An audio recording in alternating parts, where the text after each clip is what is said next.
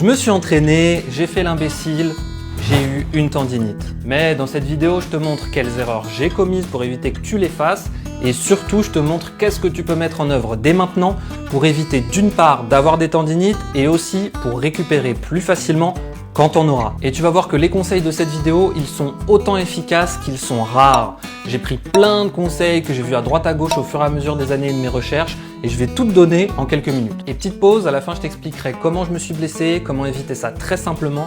Tu vas voir, c'est vraiment tout bête. On revient à la vidéo. Comme j'aime pas traîner, on se lance tout de suite avec un exercice. Alors on va commencer avec la partie muscu.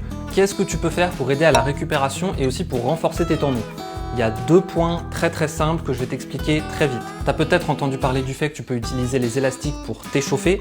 C'est vrai, mais tu peux les utiliser pour autre chose.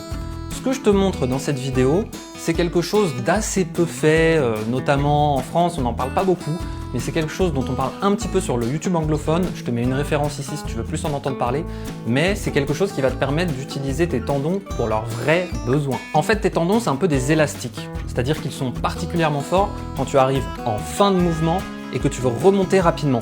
Donc autant utiliser cette fonction quand tu les échauffes et pour envoyer du sang directement. Donc ce que tu fais en faisant ça, c'est que tu vas les réchauffer, envoyer du sang parce que tu utilises leur fonction d'élasticité et en faisant ça beaucoup de fois sur beaucoup de répétitions mais très légères, ça te permet de pas du tout les abîmer en envoyant beaucoup de sang et au fur et à mesure des mois, si tu fais cet exercice régulièrement, tu vas voir que tu vas t'améliorer. Donc renforce tes tendons, rends-les, mais alors là, indestructibles avec ces deux exos très simples. Tu fais ça pour tes triceps et pour tes biceps, comme je te montre.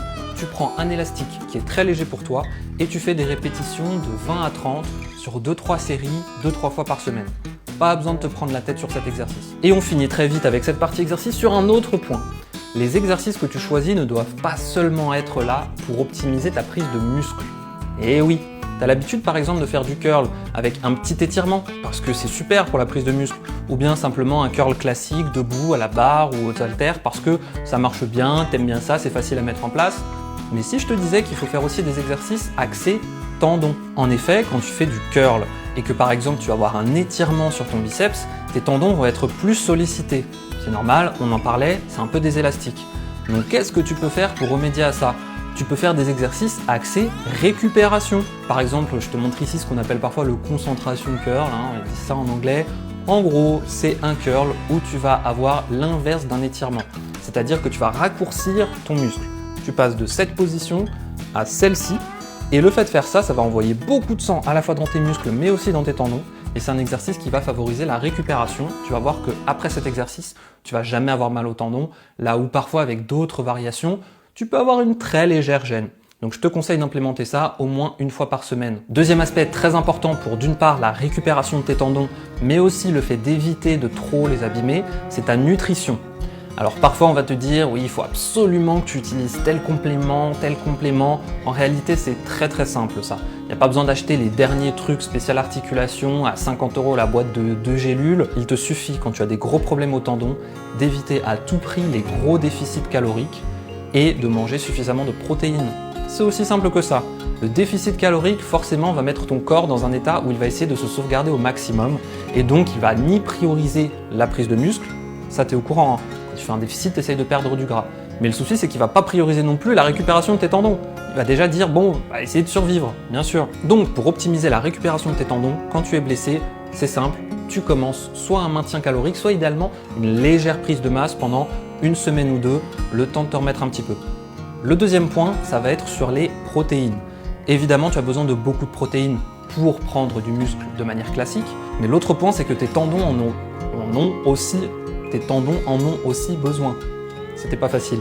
L'autre point, c'est que tes tendons donc, en ont aussi besoin, et c'est là où tu vas pouvoir remplacer des compléments comme le collagène ou autres, qui peuvent avoir leur place, bien sûr, mais en réalité, une grosse dose de protéines, ça peut remplacer du collagène. Il n'y a pas d'études jusque-là qui montrent que le collagène a un impact très important sur la récupération des tendons, que ça change tout. Mange suffisamment de protéines, c'est ce dont ton corps a besoin, et sois en maintien ou léger surplus calorique quand tu es blessé. C'est aussi simple que ça. On repart sur un autre point, sur l'entraînement, mais ce point-là n'est pas axé exercice. Ce point-là va s'appliquer à tous tes exercices, et je suis sûr que tu l'oublies, mais beaucoup trop souvent. Ce point-là, ça va être de toujours faire tes mouvements de la même manière. Tu vas me dire, mais je les fais déjà de la même manière. Ouais, mais pas comme je vais te montrer. Regarde, tu vois cette chin-up là par exemple? Regarde bien. Qu'est-ce que tu remarques? La négative est toujours aussi lente. Alors, il ne s'agit pas de faire une négative de 10 secondes, hein, mais toujours aussi lente.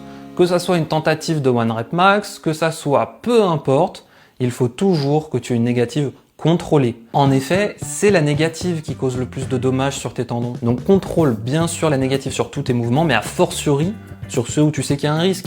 Si tu fais du curl relativement lourd sur 8 répétitions, mais je veux que les négatives soient parfaitement contrôlées, qu'il n'y ait aucun mouvement de laisser aller, notamment sur la fin.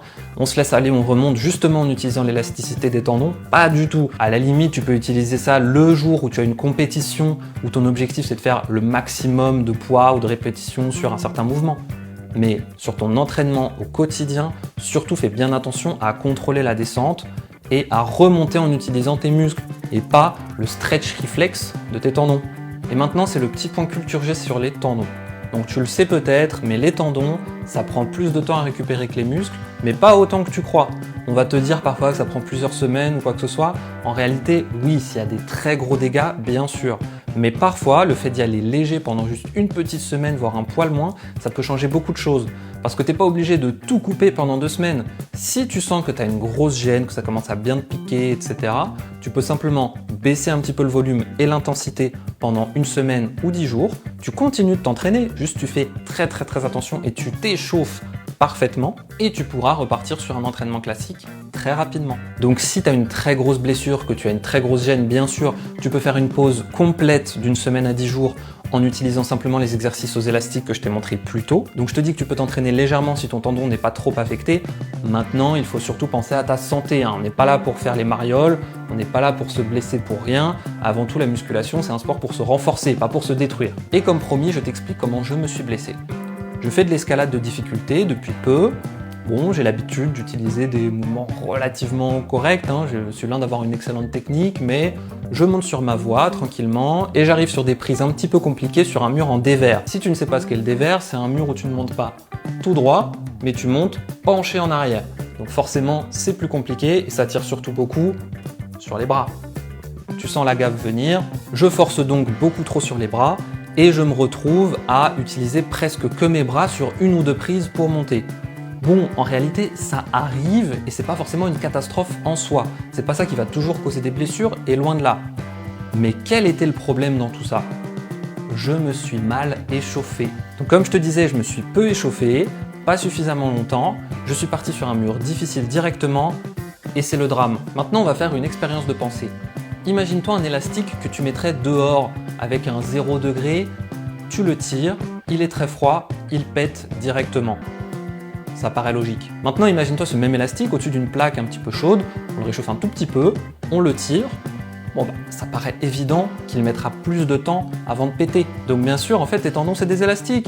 Donc si ils sont plus chauds, ils vont avoir la capacité de plus facilement s'étirer et se remettre en position sans créer des micro-déchirures, parce qu'en réalité, c'est ça les tendinites.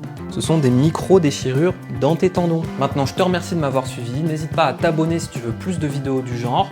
Et surtout, fais très attention à toi. La santé avant tout. Les vieux, ils ont raison.